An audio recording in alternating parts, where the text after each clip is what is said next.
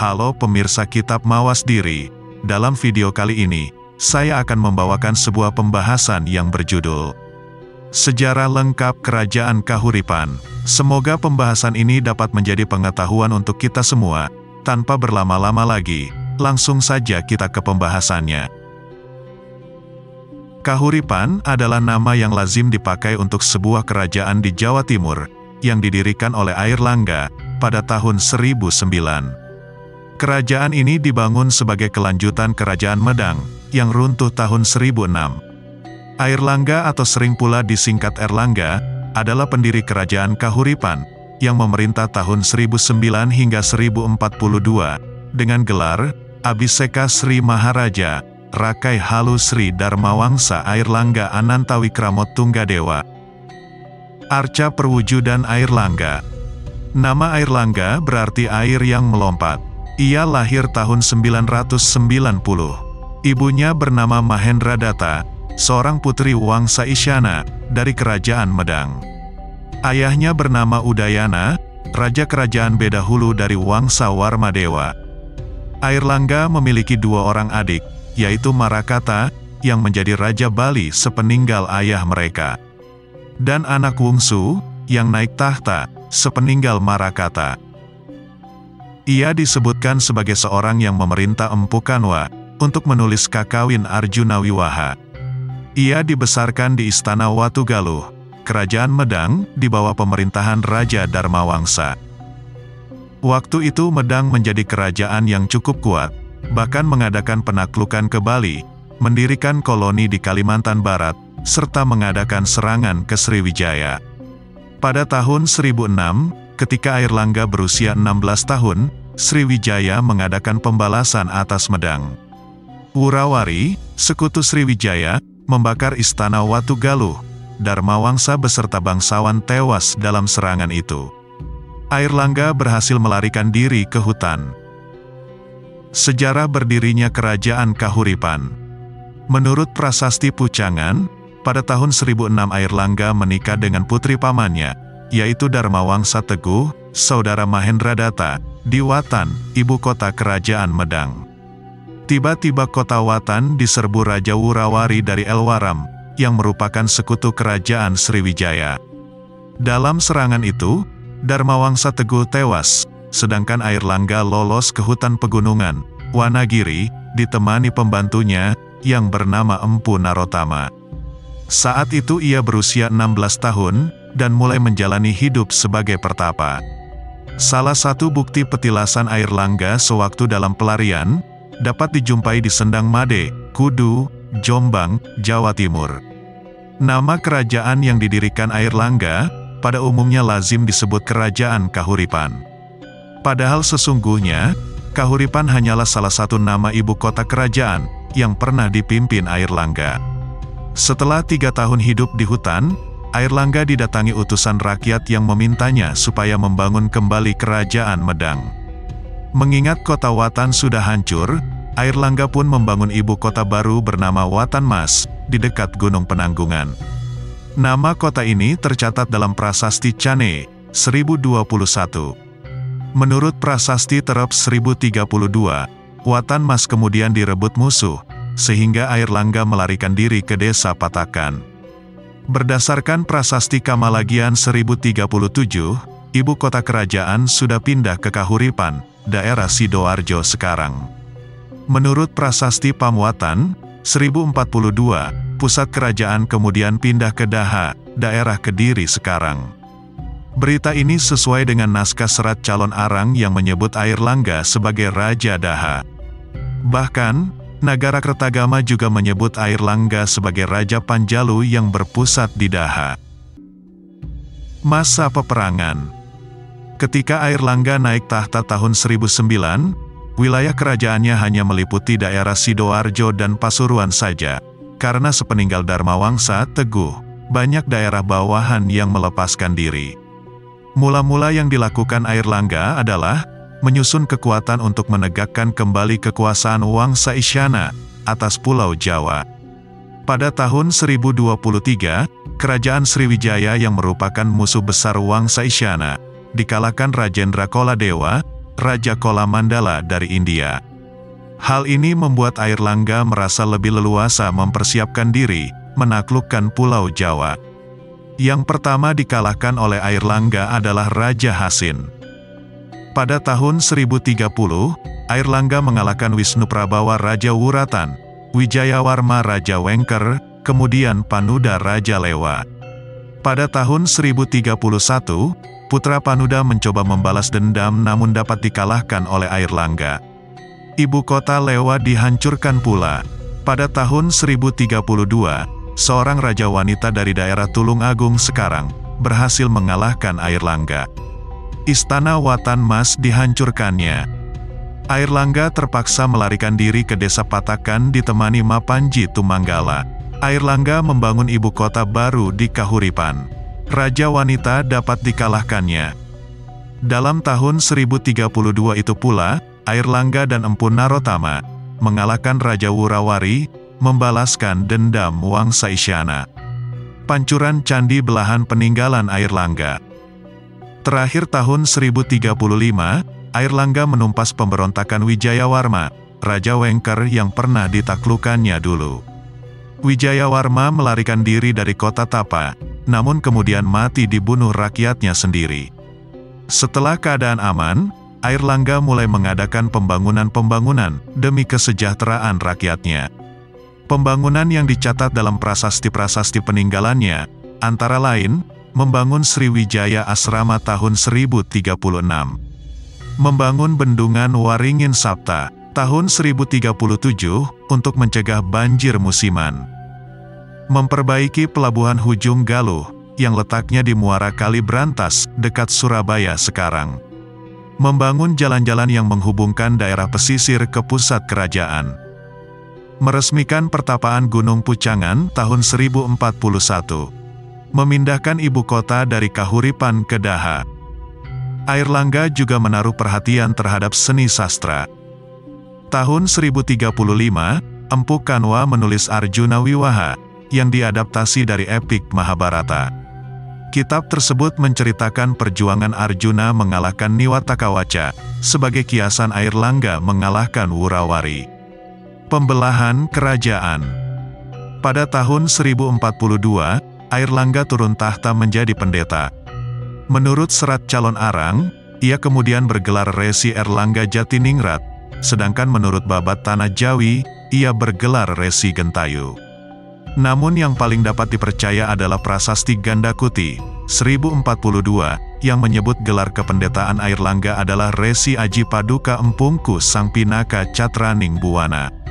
Menurut cerita rakyat, putri mahkota Airlangga menolak menjadi raja, dan memilih hidup sebagai pertapa, bernama Dewi Kilisuci. Nama asli putri tersebut dalam Prasasti Cane, 1021, sampai Prasasti Turun Hyang, 1035, adalah Sanggramawijaya Tunggadewi. Menurut serat calon Arang, Airlangga kemudian bingung memilih pengganti, karena kedua putranya bersaing memperebutkan tahta. Mengingat dirinya juga putra Raja Bali, maka ia pun berniat menempatkan salah satu putranya di pulau itu. Gurunya yang bernama Empu Barada, berangkat ke Bali, mengajukan niat tersebut, namun mengalami kegagalan.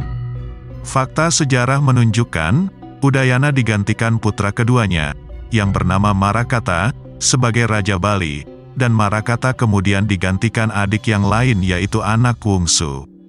Airlangga terpaksa membagi dua wilayah kerajaannya. Empu Barada ditugasi menetapkan perbatasan antara bagian barat dan timur. Peristiwa pembelahan ini tercatat dalam serat calon Arang, Nagara Kertagama, dan Prasasti Turun Hyang II. 1. Kerajaan Barat disebut Kadiri, berpusat di kota baru, yaitu Daha, diperintah oleh Sri Samarawijaya. 2. Kerajaan Timur, bernama Janggala, berpusat di kota lama, yaitu Kahuripan, diperintah oleh Mapanji Garasakan. Dalam Prasasti Pamuatan, tanggal 20 November tahun 1042, Airlangga masih bergelar Maharaja, sedangkan dalam Prasasti Gandakuti, tanggal 24 November tahun 1042, ia sudah bergelar Resi Aji Paduka Empungku. Dengan demikian, Peristiwa pembelahan kerajaan diperkirakan terjadi di antara kedua tanggal tersebut. Akhir pemerintahan Airlangga. Setelah membagi kerajaan menjadi dua, Airlangga kemudian menjadi pertapa dan meninggal tahun 1049. Airlangga semasa hidupnya dianggap titisan Wisnu dengan lancana kerajaan Garuda Muka, sehingga sebuah arca indah yang disimpan di Museum Mojokerto mewujudkannya sebagai Wisnu yang menaiki Garuda. Prasasti Sumengka, 1059, peninggalan kerajaan Janggala, hanya menyebutkan, Resi Aji Paduka Empungku dimakamkan di Tirta atau pemandian. Kolam pemandian yang paling sesuai dengan berita Prasasti Sumengka adalah Candi Belahan di lereng Gunung Penanggungan. Pada kolam tersebut, ditemukan arca Wisnu disertai dua dewi. Berdasarkan Prasasti Pucangan, 1041, diketahui Airlangga adalah penganut Hindu Wisnu yang taat. Maka, ketiga patung tersebut dapat diperkirakan sebagai lambang Airlangga dengan dua istrinya, yaitu Ibu Sri Samarawijaya dan Ibu Mapanji Garasakan. Pada Candi Belahan ditemukan angka tahun 1049. Tidak diketahui dengan pasti apakah tahun itu adalah tahun kematian Airlangga, ataukah tahun pembangunan Candi Pemandian tersebut. Kisah Airlangga digambarkan dalam Candi Belahan di lereng Gunung Penanggungan. Dalam perkembangannya, Kahuripan mempunyai peranan penting pada zaman kerajaan Janggala dan Majapahit. Kahuripan sebagai ibu kota Janggala. Pada akhir pemerintahannya, Airlangga berhadapan dengan masalah persaingan perebutan tahta antara kedua putranya. Calon raja yang sebenarnya, yaitu Sanggramawijaya Tunggadewi, memilih menjadi pertapa daripada naik tahta. Pada akhir November tahun 1042, Airlangga terpaksa membagi kerajaannya menjadi dua, yaitu bagian barat bernama Kadiri, beribu kota di Daha, diserahkan kepada Sri Samarawijaya, serta bagian timur bernama Janggala, beribu kota di Kahuripan, diserahkan kepada Mahapanji Gasarakan. Setelah turun tahta, Airlangga menjalani hidup sebagai pertapa, sampai meninggal sekitar tahun 1049. Kahuripan dalam sejarah Majapahit. Nama Kahuripan muncul kembali dalam catatan sejarah kerajaan Majapahit, yang berdiri tahun 1293. Raden Wijaya sang pendiri kerajaan, tampaknya memperhatikan adanya dua kerajaan yang dahulu diciptakan oleh Airlangga. Dua kerajaan tersebut adalah Kadiri alias Daha, dan Janggala alias Kahuripan atau Jiwana. Keduanya oleh Raden Wijaya, dijadikan sebagai daerah bawahan yang paling utama. Daha di barat, Kahuripan di timur, sedangkan Majapahit sebagai pusat. Para raton mencatat beberapa nama, yang pernah menjabat sebagai Batara I Kahuripan, atau disingkat Bre Kahuripan. Yang pertama ialah Tribuwana Tunggadewi Putri Raden Wijaya. Setelah tahun 1319, pemerintahannya dibantu oleh Gajah Mada, yang diangkat sebagai Patih Kahuripan, karena berjasa menumpas pemberontakan Rakuti. Hayam Wuruk, sewaktu menjabat Yuwaraja, juga berkedudukan sebagai Raja Kahuripan, bergelar Jiwana Rajia Pratista. Setelah naik tahta Majapahit, gelar Bre Kahuripan kembali dijabat ibunya, yaitu Tribuwana Tunggadewi. Sepeninggal Tribuwana Tunggadewi, yang menjabat Bre Kahuripan adalah cucunya, yang bernama Surawardani. Lalu digantikan putranya, yaitu Ratna Pangkaja. Sepeninggal Ratna Pangkaja, gelar Bre Kahuripan disandang oleh keponakan istrinya, Suhita, yang bernama Raja Sawardana. Ketika Raja Sawardana menjadi Raja Majapahit, gelar Bre Kahuripan diwarisi putra sulungnya, yang bernama Samarawijaya. Karya sastra Kahuripan. Di bawah pemerintahan Airlangga, seni sastra berkembang. Tahun 1035, Empu Kanwa menggubah kitab Arjuna Wiwaha, yang diadaptasi dari epik Mahabharata. Kitab tersebut menceritakan Arjuna, inkarnasi Wisnu yang tak lain adalah kiasan Airlangga sendiri. Kisah Airlangga digambarkan dalam Candi Belahan di lereng Gunung Penanggungan. Salah satu karya sastra peninggalan kerajaan Kahuripan adalah Kakawin Arjuna Wiwaha, karangan Empu Kanwa Arjuna Wiwaha, merupakan salah satu kakawin yang diwujudkan pada zaman Kahuripan, di bawah raja besarnya Airlangga. Sang pengarang, yakni Empu Kanwa, mendapat kehormatan untuk menggubahnya, dengan mencuplik dari seri Mahabharata subbagian Wanaparwa. Cerita ini bertitik tolak dari tokoh Arjuna, yang merupakan kekasih para dewa di Kahyangan. Karena dialah yang nantinya mampu menyelamatkan Kahyangan, beserta para penghuninya, para dewa, dari ancaman mara bahaya. Relief cerita ini dipahatkan pada Candi Tigowangi, Kecamatan Pare, Kabupaten Kediri, Jawa Timur. Menurut data sejarah yang ada, dipercaya kuat, Arjuna Wiwaha merupakan sebuah kakawin tertua dari periode Jawa Timur, setelah peta politik berpindah dari Jawa Tengah. Hal ini zaman-zaman pendahulu Airlangga, seperti Dharmawangsa, hingga ke Raja Besar pendiri periode Jawa Timur, yakni Empu Sindok, tidak meninggalkan sebuah kakawin pun, yang dapat kita lihat sampai saat ini. Kakawin Arjuna Wiwaha mengandung suatu kaitan sejarah di masa lalu. Lihatlah bagian awal dan akhirnya. Awal, batin yang bijak sungguh-sungguh telah tembus sampai ke tingkat kesempurnaan tertinggi. Dari keadaan sunyata, kosong, bukan dari kawasan panca indera, timbullah tekadnya untuk mengabadikan diri, membuka diri, pada urusan-urusan duniawi. Semoga amal baktinya yang penuh pahala, serta tindakannya yang bersifat kesatria, mencapai tujuannya. Daulat terhadap dirinya sendiri, dan penuh santosa, ketentraman batin, ia menerima keadaan ini, yakni tetap terpisah oleh tabir dari sebab abadi dunia. Akhir, kuletakkan puncak kepalaku pada debu, sandal raja yang menampakkan diri dengan cara ini, keutamannya.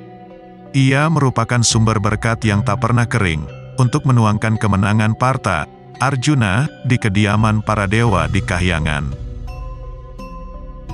Gambaran ini sesuai sekali dengan kenyataan, bahwa Airlangga yang selanjutnya berhasil menegakkan kembali kerajaan Kahuripan, setelah wafatnya Raja Dharmawangsa atas serangan dari kerajaan lain, Wengker, yang tidak berhak atas kedaulatannya. Airlangga melakukan perlawanan dengan tinggal di hutan-hutan bersama para resi, dan tokoh-tokoh suci agama, selama bertahun-tahun guna mempersiapkan usaha merebut kembali kerajaan Kahuripan, yang bagaimanapun juga dia masih tergolong kerabat Raja Dharmawangsa, walau berasal dari keluarga di Bali.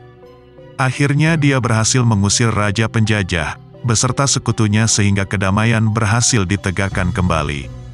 Selesailah penyusunan kitab yang dengan tepat dapat dinamakan Arjuna Wiwaha. Gubahan ini merupakan usaha Empu Kanwa, dalam menyusun kakawin. Ia bingung karena saat ini pun, ia sedang bersiap-siap mengikuti suatu ekspedisi militer terpujilah Baginda Airlangga. Diriwayatkan bahwa tahun 1028 hingga 1035, Airlangga berhasil mengalahkan musuh-musuhnya, yang dulu pernah membuat kerajaan Kahuripan berantakan. Sehingga, kita bisa menarik kesimpulan bahwa periode pembuatan kakawin ini, adalah sesudah kejayaan Airlangga tersebut. Bahwa dia telah tinggal selama bertahun-tahun di hutan-hutan, serta pertapaan, atau mandala, dan ditemani oleh para resi, atau pendeta, tentulah juga merupakan suatu periode penggemblengan spiritual, dan latihan-latihan rohani, sehingga akhirnya, dia pun berhasil mencapai tingkatan kesempurnaan tertinggi sunyata, pada awal kakawin. Ia pun akhirnya dapat diyakinkan untuk kembali ke dunia, dan membaktikan diri dengan tugas berat serta mulia, yakni memulihkan kedaulatan kerajaannya, dan dengan demikian, mengusahakan terjadinya kesejahteraan dunia.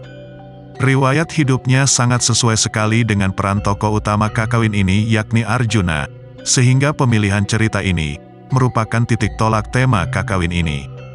Pada bagian akhir disebutkan bahwa Sang Empu Kanwa, juga sedang disibukkan dalam persiapan sebuah ekspedisi peperangan.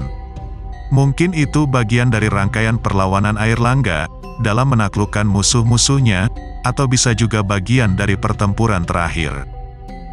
Namun bila ditelaah dalam cerita Mahabharata, bahwa usaha Arjuna dalam bertapa di Gunung Indrakila, untuk memperoleh senjata sakti, dalam rangka melawan Kurawa, dan persiapannya, dalam Perang Akbar Baratayuda nantinya, Mungkin kita bisa berasumsi bahwa periode pembuatan kakawin tersebut pada waktu usaha Airlangga dalam merebut kembali kerajaan Kahuripan dari musuh-musuhnya. Sehingga sebagai seorang penyair, adalah suatu bentuk partisipasi terhadap perang tersebut dengan membuat suatu karangan, atau tulisan atau tepatnya kakawin. Tujuannya juga adalah untuk menggelorakan semangat dan pujian terhadap Airlangga, agar dapat kelak mencapai cita-cita luhur tersebut. Diceritakan bahwa setelah kalah dalam permainan judi, yang curang, melawan Kurawa, Pendawa yang terdiri dari 5 bersaudara, Yudhistira, Bima, Arjuna, Nakula, dan Sahadewa, telah kehilangan hak atas kerajaan Amerta, dan harus hidup di pengasingan selama 12 tahun, dan 1 tahun hidup dalam penyamaran total sebagai Pandawa. Setelah itu mereka baru berhak kembali atas kerajaannya. Dalam persiapan merebut kembali kerajaan Amerta, Arjuna diperintahkan oleh Yudhistira agar memohon senjata-senjata sakti Dewa Siwa. Untuk maksud tersebut, Arjuna akan melakukan samadhi di Gunung Indrakila, sebuah bukit di pegunungan Himalaya. Di tempat lain diceritakan bahwa ada seorang raja raksasa sakti mandraguna, bernama Niwatakawaca. Raja tersebut telah mendengar tentang adanya seorang bidadari yang cantik luar biasa, bernama Supraba. Kemudian berangkatlah ia ke Kahyangan, tempat kerajaan Dewa Indra, untuk meminta Supraba menjadi istrinya. Para dewa dan Dewa Indra tentu saja marah atas permintaan ini, karena tidak sesuai kodrat dan juga martabat. Namun mereka juga sadar bahwa Raja Niwatakawaca memiliki kesaktian luar biasa, dan bahkan para dewa tidak mampu mengalahkannya. Mereka akhirnya melaporkan permintaan ini kepada Dewa Siwa. Oleh Siwa dijelaskan bahwa itu semua memang sudah merupakan takdir, dan jalan sejarah yang harus ditempuh. Niwatakawaca tidak bisa dikalahkan oleh siapapun, termasuk para dewa. Namun takdir pula lah yang mengatakan bahwa Raja Raksasa Mahasakti hanya dapat dikalahkan oleh seorang insan. Oleh karena itu, yang dapat mereka lakukan sekarang adalah memperpanjang waktu, agar supaya ketika waktunya tiba, maka jagoan para dewa nantinya sudah dapat ditemukan, dan dengan demikian dia akan dapat menghadapi serta mengalahkan Niwatakawaca. Selanjutnya kepada sang raja diberitahu bahwa nanti, pada saatnya bidadari Supraba akan diserahkan kepadanya, karena sekarang mereka akan mempersiapkannya sebaik-baiknya, supaya nanti tidak akan mengecewakan raja tersebut. Untuk sementara, untuk mengobati kekecewaan sang raja, dia diberi beberapa apsara, makhluk wanita setengah dewi lain. Sang Raja Niwatakawaca menyanggupi hal itu, dan kemudian kembali ke kerajaannya. Relief Arjunawaha, karya sastra Kahuripan. Dalam kebingungan, ketika para dewa mencari jagoan yang diharapkan, Kahyangan diterpa kegaduhan, karena goncangan hebat akibat yoga tapa seorang insan di bumi. Setelah dilihat, ternyata Arjuna penyebab kegaduhan semua ini. Arjuna melakukan samadhi tersebut dengan segala kemampuan dan yoganya yang dahsyat. Mereka pun kemudian berharap bahwa Arjuna lah yang nantinya merupakan jagoan yang dicari-cari tersebut. Untuk itu, maka Indra memutuskan untuk menguji ketabahannya dalam melakukan yoga, karena ini juga merupakan jaminan agar bantuannya sungguh akan membawa hasil seperti yang diharapkan. Maka diutuslah 2 orang bidadari yang kecantikannya menakjubkan, yakni Tilotama dan Supraba, untuk mengujinya. Konon setelah mereka diciptakan, mereka menghormati para dewa dengan melakukan pradaksina. Para dewa demikian terpesonanya, sehingga Brahma mengenakan 4 muka, dan Indra 1000 mata, agar selalu dapat mengamati kemana keduanya, tanpa merugikan martabatnya, dengan berputar-putar juga. Dalam cerita Sansekerta Siwalah yang bercatur muka, sementara Brahma tetap tenang. Sebagai satria pilihan, maka Arjuna sangat tabah dan tahan dengan godaan tersebut. Walau kedua bidadari tersebut menggunakan segala akal dan upaya yang dapat mereka pikirkan, tetap saja Arjuna bergeming, dan usaha mereka sia-sia. Bahkan konon dalam beberapa versi diceritakan, Supraba justru jadi jatuh hati dengan Arjuna. Dengan rasa kecewa, akhirnya mereka pulang ke kahyangan, dan melaporkan hal ini kepada Indra. Bagi para dewa, kegagalan ini justru merupakan suatu berita gembira, karena dengan demikian terbuktilah salah satu syarat calon mereka. Mengetahui hal ini, selanjutnya, Siwa memutuskan untuk turun sendiri ke dunia. Kali ini dia berwujud sebagai seorang pemburu. Sementara itu, di tempat lain, para raja raksasa di sekitar pertapaan Arjuna mendengar berita apa yang telah terjadi di Gunung Indrakila. Kemudian mereka mengutus seorang raksasa, bernama Muka, untuk mengusik Arjuna, dan membatalkan yoganya. Dengan berwujud seekor babi hutan, ia mengacaukan tempat pertapaan Arjuna. Terkejut oleh segala hiruk-pikuk, Arjuna keluar dari pertapaannya, dan mengangkat senjata. Dengan sekali panah, maka babi hutan itu pun mati, tertikam oleh panah Arjuna. Relief Arjuna Waha karya sastra Kahuripan. Tanpa diduga sama sekali, ternyata ketika didekati, tubuh babi hutan tersebut telah tertancap 2 buah panah. Ternyata pada saat bersamaan, sang pemburu, yang aslinya adalah Siwa, juga berhasil menancapkan panahnya. Terjadilah perselisihan di antara keduanya, atas siapa yang berhak menuntut binatang tersebut. Perselisihan memuncak, hingga diputuskan beradu menggunakan panah. Panah-panah sakti Siwa, berhasil dipatahkan kekuatannya oleh Arjuna. Akhirnya pertempuran dilanjutkan dengan berkelahi. Arjuna hampir kalah, memegangi kaki lawannya, atau bahkan Arjuna akan membanting tubuh pemburu, dan sang pemburu pun lenyap. Relief Arjuna Waha karya sastra Kahuripan yang muncul selanjutnya adalah Siwa, bersemayam selaku Ardhanariswara, setengah pria setengah wanita, di atas bunga Padma. Arjuna kemudian memujanya dengan suatu wadah pujian, yang mengungkapkan pengakuannya terhadap Siwa, yang hadir dalam segala bentuk. Siwa kemudian menghadiahkan Arjuna sebuah panah yang maha sakti, dan tidak dapat dipatahkan oleh apapun juga, namanya Pasupati. Sekaligus diberikan pengetahuan, bagaimana cara menyimpannya secara gaib, dan menggunakannya kelak. Sesudah itu Siwa lenyap, ketika Arjuna bersiap-siap kembali kepada saudara-saudaranya, dan berniat memberitakan keberhasilannya, dalam memperoleh senjata maha sakti dari Siwa, datanglah 2 orang dewi utusan Indra. Mereka memberitahukan Arjuna supaya menghadap Indra, untuk membantu para dewa, dalam membunuh Raja Raksasa Maha Sakti, Niwatakawaca.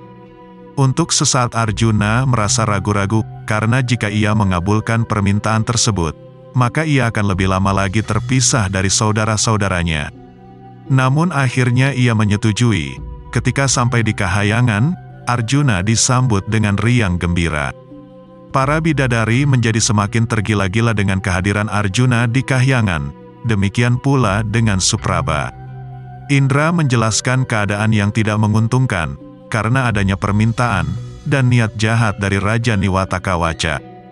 Dan sudah menjadi garis takdirnya, bahwa raja tersebut, hanya dapat dikalahkan oleh seorang manusia terpilih. Namun, mereka juga harus dapat menemukan pusat kesaktian raja tersebut, sehingga nanti, dari situlah dia dapat dikalahkan. Relief Arjuna Waha karya sastra Kahuripan. Setelah menerima semua penjelasan tersebut, Arjuna menyetujui untuk membantu.